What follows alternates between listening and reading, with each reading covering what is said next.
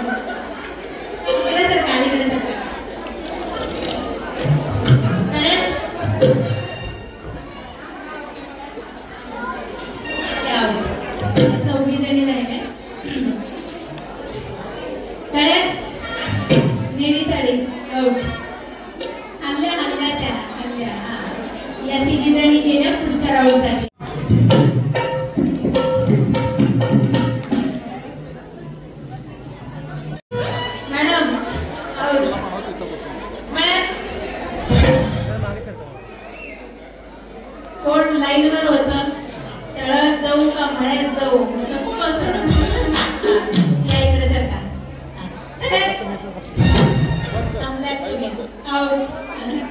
इकडे सरका इकडे सरका तळ्यात मळ्यात मळ्यात तळ्यात तळ्यात तळ्यात इकडे सरका तळ्यात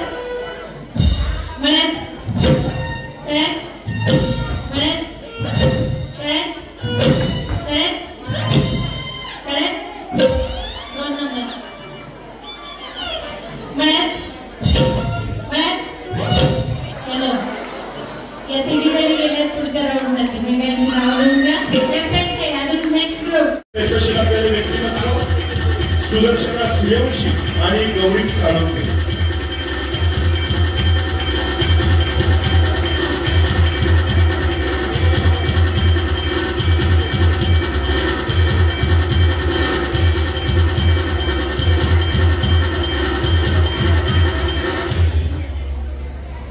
अभिनंदन.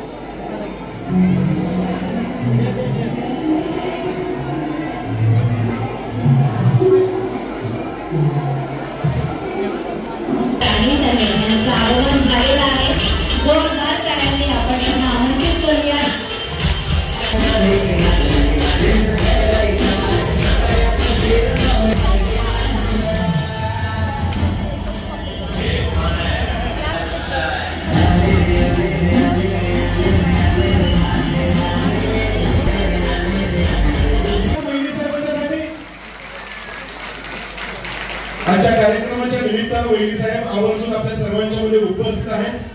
खरं तर महाराज साहेब आपल्या सगळ्यांच्या मध्ये उपस्थित असते तर आणखीन जास्त बरं वाटलं असतं.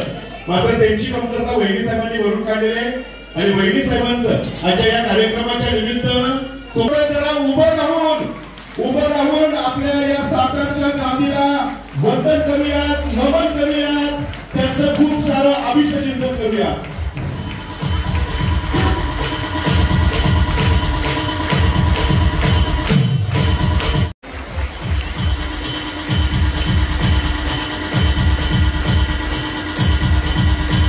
बक्षीस आहे इथं प्रशस्ती पत्र सन्मान अभिनंदन करूया. भोसले यांच्या शुभ हस्ते हे बक्षिसाचं स्वरूप आहे पोस्टर. टाळ्या वाजवूया सुप्रिया यांच्यासाठी.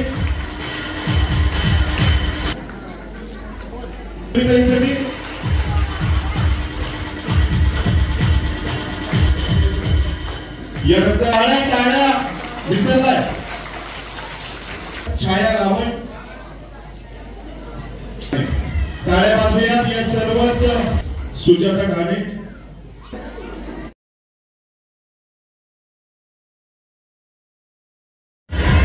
खूप सुंदर अशी कॉलनी स्वच्छ सुंदर केलेली होती आणि अगदी दिवाळीचं वातावरण या कॉलनीमध्ये वाटत होतं.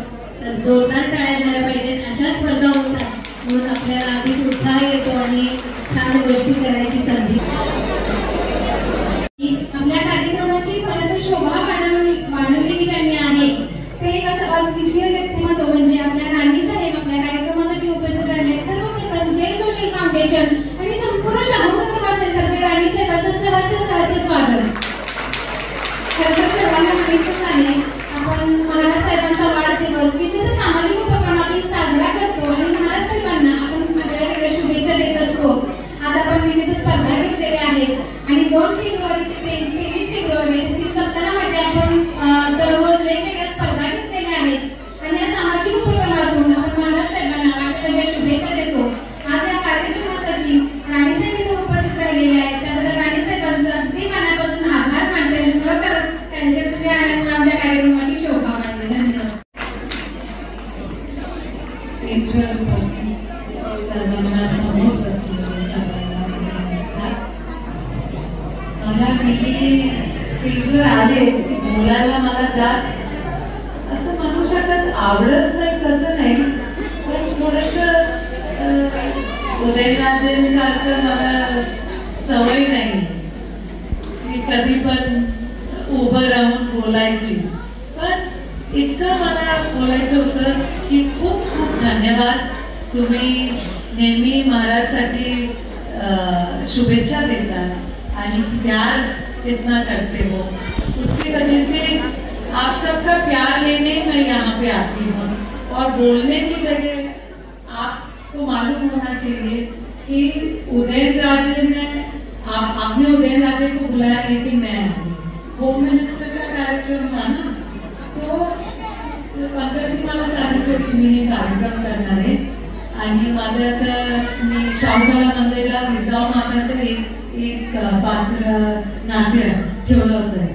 ते शाळा मधनं मी केलं होतं आणि त्याच्यानंतर ते म्हटलं की इथे यायचं आहे आणि इथे येऊन मला खूप खूप आनंद झाला. इतके लोक छान दिसत आहेत. हा होम मिनिस्टरच्या कार्यक्रमामध्ये असं वाटतं की खूप मोठं जश्न इथे आहेत आणि हे बघून मला आनंद झाले आणि खूप खूप आभारी पण आहे. धन्यवाद. आपल्या सर्वांच्या आदरणीय रमेशराजे भोसले आपल्या राणी साहेब आपल्या शाहूनगरमध्ये या आपल्या सर्वांना आज भेटायला आल्या. आज खरं तर महाराज साहेबांना राणी साहेब आम्ही खूप वेळा बोलवलं पण महाराज साहेब पहिल्यांदा येतो म्हणतात आणि नंतर महाराज साहेब कुठंतरी समजा पुण्यालाच गेले मुंबईलाच गेले असा होतो आणि जर आज बघायला गेलं तर तुम्ही आला आजपर्यंत आमच्या शाहूनगरमध्ये पहिल्यांदा आपल्या राजकारण्या या आमच्या कार्यक्रमाला पाय लागला त्याबद्दल सर्व शाहूनगरवासियांतर्फे मुळात तुमचं खूप खूप आभार मानतो. आमच्या सर्वांनाच खूप आनंद झाला आणि सर्वात तुम्ही या ठिकाणी आलात. महाराज साहेबांच्या वाढदिवसानिमित्त आपण शाहूनगरमध्ये गेले 3 वर्ष स्वच्छ व सुंदर माझी कॉलनी स्पर्धा घेत असतो. आपण ही स्पर्धा घेण्यामागचं एकमेव कारण असतं की कॉलनी आपल्या घरापुढचं स्वच्छ प्रत्येक जण करत असतो, मात्र संपूर्ण कॉलनी जर स्वच्छ करायची असेल तर त्यासाठी सर्वांच्यात एकी असणं गरजेचं आहे आणि ती एकी वाढावी कॉलनीतली, म्हणूनच आपण स्पर्धा घेत असतो. आपल्या कॉलनीमध्ये शाहूनगरमध्ये 30 कॉलनी आहेत आणि 30 कॉलनीमध्ये 20 कॉलनींनी मुळात 30 ते 30 कॉलनींनी सहभाग नोंदवला होता, मात्र अगदी सक्रिय काम हे 20 कॉलनींनी केलं आणि त्या सर्व 20 कॉलनींनी सहभाग घेतला.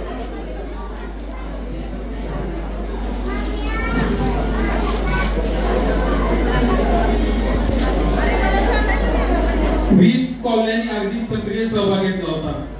आता राणी साहेब आमच्या परीक्षक ज्या पवार मॅडम आणि पवार सर आहेत यांनी त्या सर्व कॉलनीचे जाऊन परीक्षण केलं, तर अक्षरशः त्या 20 कॉलनीमध्ये पहिला नंबर कोणाला द्यायचा, दुसरा नंबर कोणाला द्यायचा आणि तिसरा नंबर कोणाला द्यायचा अतिशय कन्फ्युजन होतं, अतिशय अवघड पद्धती होती. त्यात आम्ही अनेक निकष लावले होते. मुळात म्हणजे कॉलनी स्वच्छ आहे का, म्हणजे कॉलनीमध्ये कचरा किंवा प्लास्टिक पडलेला आहे का, कॉलनीमधली झुडपं काढलेली आहेत का, कॉलनीमध्ये रंगरंगोटी करण्याची रांगोळी काढलेली आहे का, कॉलनीमध्ये समजा पानाफुलांच्या कुंड्या ठेवलेल्या आहेत का. त्यानंतर आपली कॉलनी सुंदर बनवण्यासाठी त्यांनी कचरा जाळला तर नाही ना, कचरा जाळला तर मग काय अर्थ नाही कॉलनी स्वच्छ करण्यात. त्या पद्धतीनं एक 8 निकष ठेवले होते आणि त्या 8 निकषावरती आपण ही कॉलनी स्वच्छ माझी कॉलनी स्पर्धेचं आपण बक्षिसं काढली.